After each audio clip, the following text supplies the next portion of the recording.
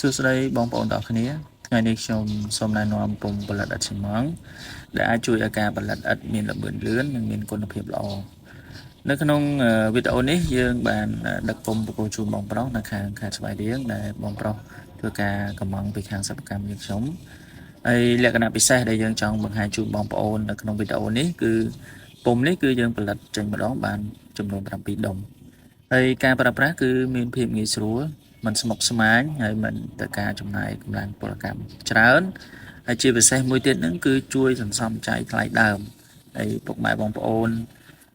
ឃើញនៅក្នុងវីដេអូនេះស្រាប់គឺ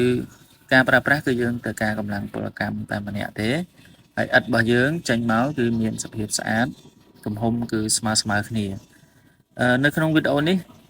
ខ្ញុំចង់បញ្ជាក់ជូនពុកម៉ែបងប្អូនដែរពុម្ពផលិតឥដ្ឋស៊ីម៉ងត៍របស់យើងនេះគឺជាជម្រើសល្អសម្រាប់អ្នក